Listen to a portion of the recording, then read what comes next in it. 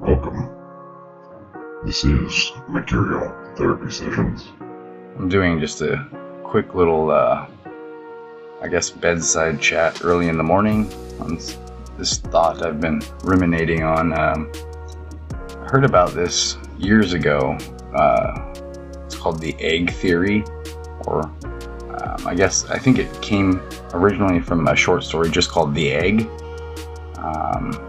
If I'm correct, I'll look it up real quick, but I believe, it was a short story, and I think it's pronounced Andy Weir, W-E-I-R. Anyway, it was, published originally in 2009. At this point, it has been translated into over 30 languages, so obviously doing pretty well. Anyway, there's actually some physicists and theoretical physicists who kind of get behind this idea. I originally saw a science video, I think on YouTube. God, it had to have been a while back now, because I've talked about this. And it seems to be the one theory or hypothesis about our existence to me that makes the most sense and seems to fit some part or narrative of almost every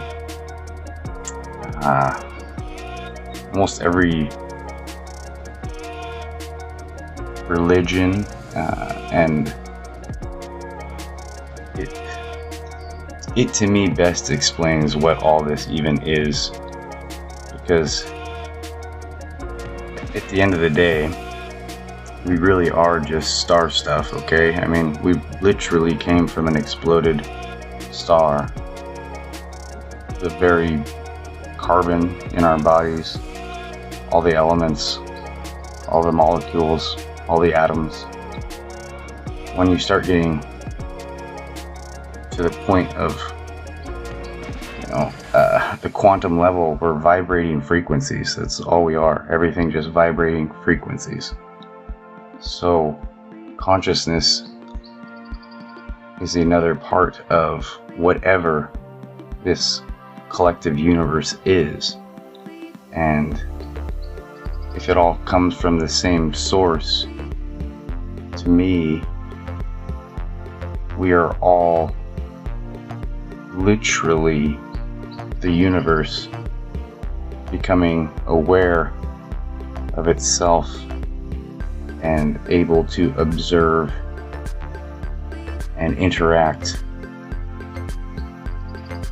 It's like the universe wanted to experience and search deep inside its own self, and maybe there are others like us, other conscious beings besides just Earth. Perhaps not, we don't know. Logically thinking, it seems there would be, but we have zero evidence. Anyway. Essentially, the short story.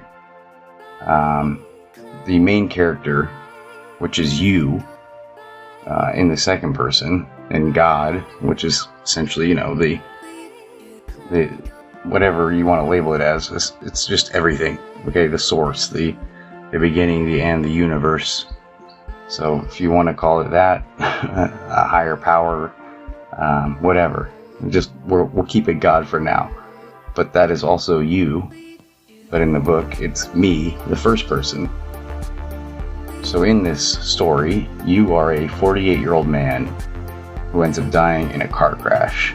And you meet God, the narrator, who says,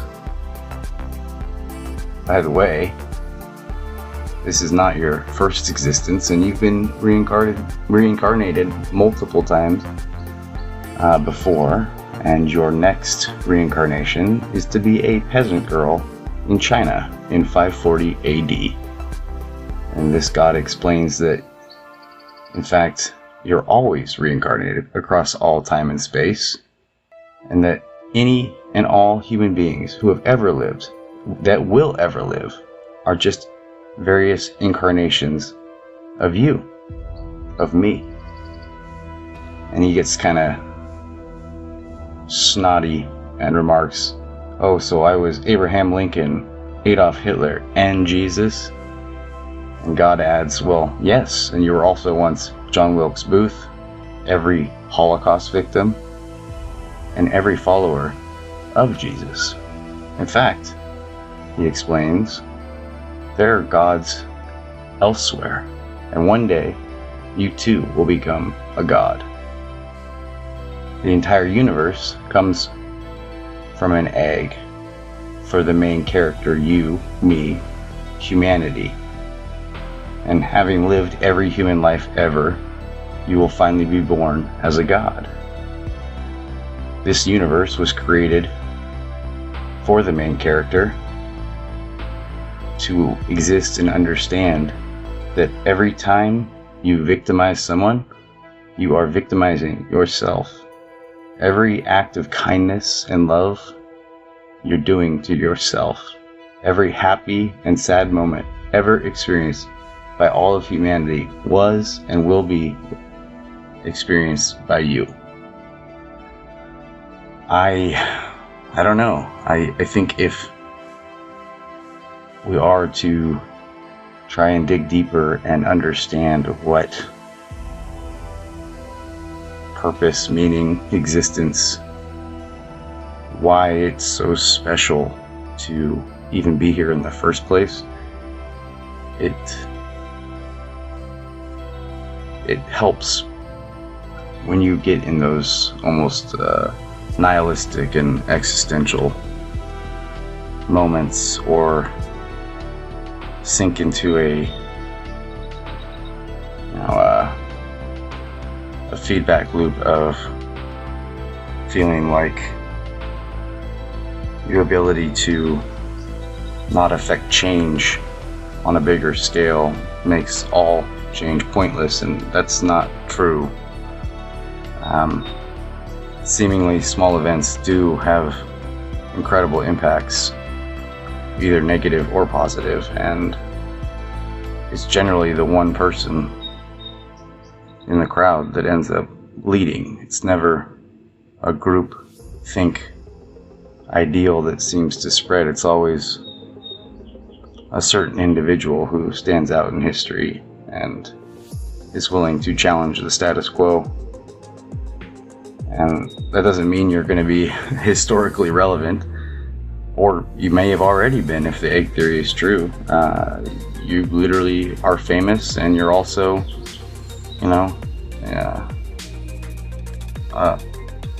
essentially a slave in Saudi Arabia working for, an oil family being paid by America. And you're also the American company paying that person. So really, I've talked about this so many times. I mean, regardless of the egg theory, that we all are part of this collective consciousness, energy, vibrating frequencies, whatever this is, this part of the universe that we can exist in or be a part of or understand, regardless of what we can or can't. The different spectrums, dark matter, dark energy, maybe that's where the rest of us are already living that have done this already. Maybe we're just in our own little pocket of the multiverse, learning to finally get it right, and until we do, we just keep coming back. It sort of fits the Bhagavad Gita, I think I'm saying that correctly, ideals as well. Reincarnation comes back time and time again. The Torah talks about coming from the source and returning to the source, not heaven and hell. And I think even in the New Testament, if you believe Jesus is God, well, you are also Him. And maybe that incarnation of you, me, and everyone was simply trying to explain that, well, the kingdom of heaven can be found through Him, which is you, in your heart, right? So if you accept that you are a better, higher being, that you are a God, and you create a world of selflessness, if you follow these ideals, you're creating heaven inside of you, in your own heart. So how do you get to heaven but through Jesus, who is you, me, everyone?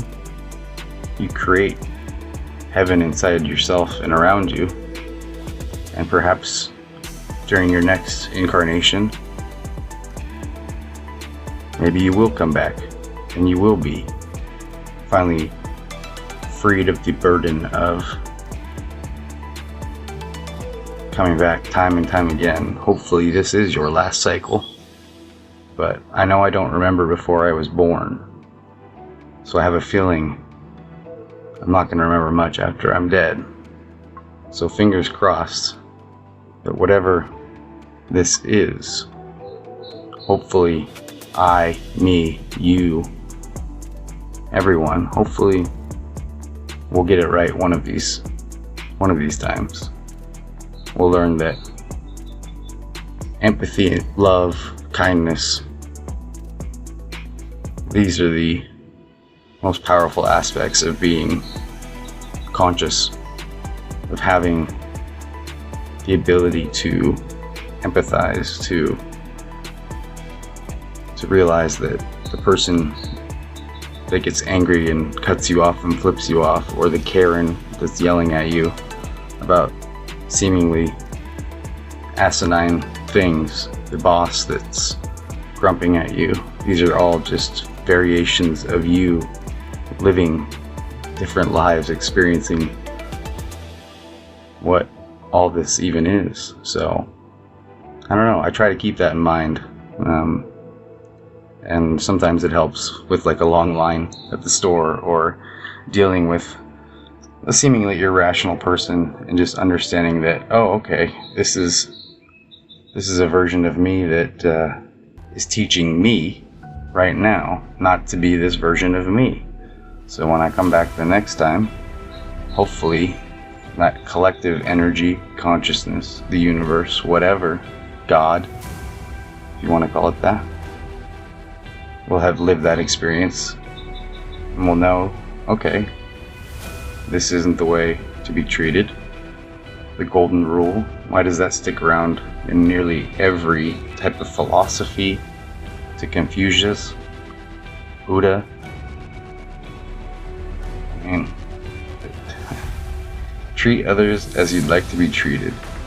Live in this world and cause the least amount of suffering possible to every living thing, including yourself. Why? Because you are everything. There's no ifs, ands, or buts about it, regardless of your belief system. We are all from the source, and we will all return to the source.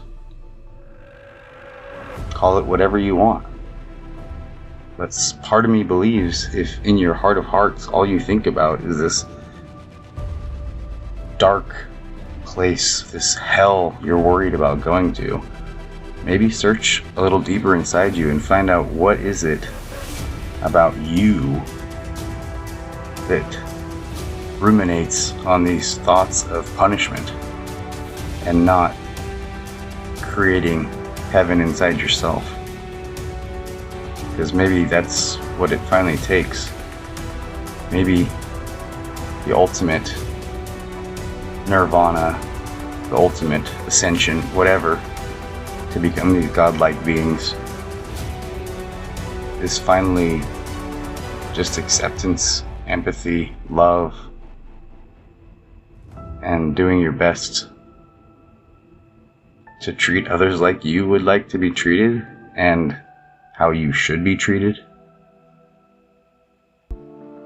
Even if you don't necessarily love yourself, realize that's only increasing your cycle of reincarnation. So I would focus on being the best you possible and understanding that you're a special entity and a statistical improbability that is so vast comparative to everything. I mean, think of the vastness of the universe. We might not even be seeing the full expanse. We might just be seeing the curvature at the end when we look at this background radiation from the Big Bang. It might all just be some cycle. I've mentioned this before, the unit circle. It's, the snake eating its tail, the infinity symbol. It's been with us for a long time, and there is something in at least the part of the universe we call humans that has a weird spot of the brain that is either driven towards belief or spirituality or philosophy. You dig deeper. And why? If it's all just for naught, what is the point of all this knowledge and learning and teaching, if not to teach ourselves? I don't know. Anyway, that's the bedside chat rumination. I would check out the egg theory. It's pretty cool, and probably the only thing I can truly think of that would explain any reason for existing. So thank you for listening on this quick little thought. Again, I would definitely check out the egg theory. There's some cool videos online about it. Yeah. This Psychonaut is checking out. Peace and love. Have a good day. Cogito, ergo sum. I think, therefore I am. Probably heard of that one before. Rene Descartes. Definitely is an important figure when it comes to this hypothesis or egg theory, that we can only truly know our own existence because we can question. We can literally only know of our own consciousness and nothing more. And we can only get to that because we can, as a conscious entity, whatever that is, question our own existence. So that is the base proof of consciousness, according to Descartes. There was another philosopher that said, I know I think, therefore I know I am.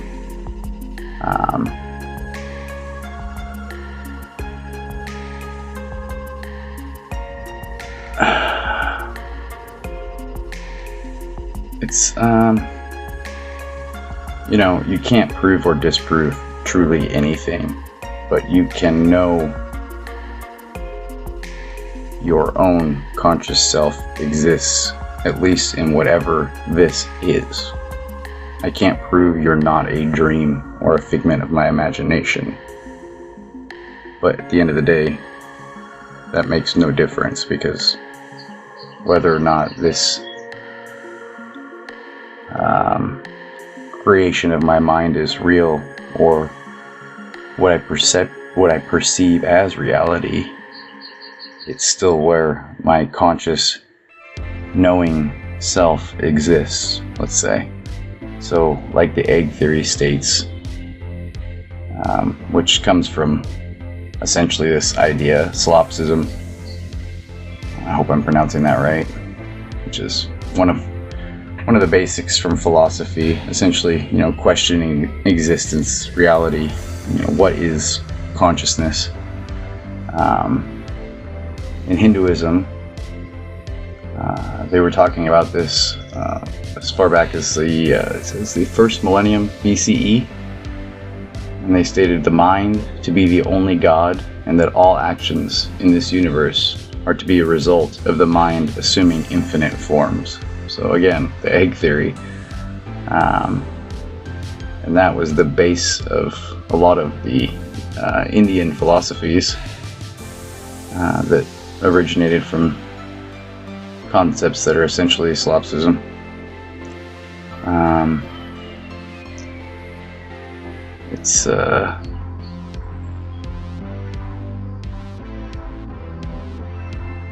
It's part of Brahman. I mean, the universe and the Atman, the self, are one and the same. One who sees everything as nothing but the self, and the self in everything one sees. Such a seer withdraws from nothing. For the enlightened, all that exists is nothing but the self. So how could any suffering or delusion continue for those who know this oneness?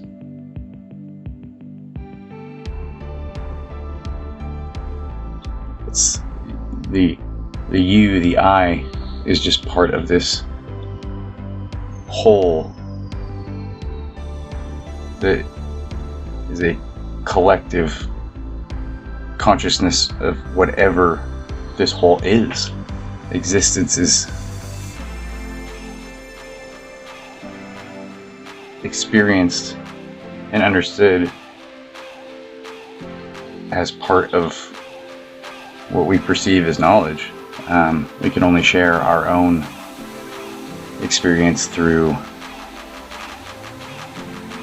essentially analogy. I mean, we can only truly know another person if we are that conscious entity, and we're not. We are and we're not, I should say. We're not existing in that particular incarnation at that moment. Our conscious self is aware here in this incarnation, whichever version that is. Again, I don't remember before I was born. So if I do come back as a peasant woman in China in 540 BCE,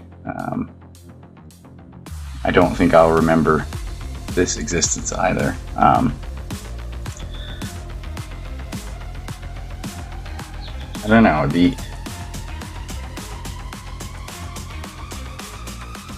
philosophy of consciousness and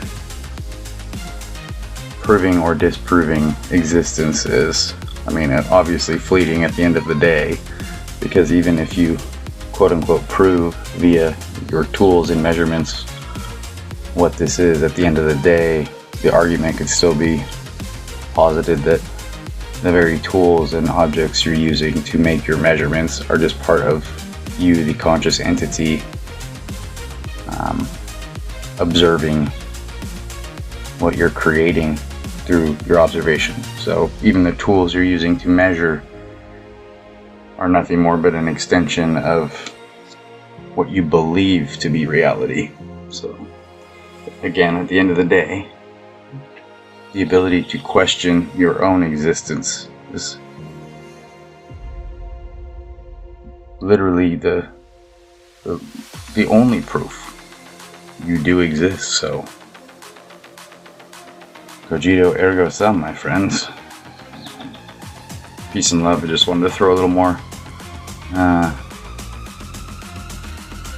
ruminating thoughts your way as I dug a little deeper.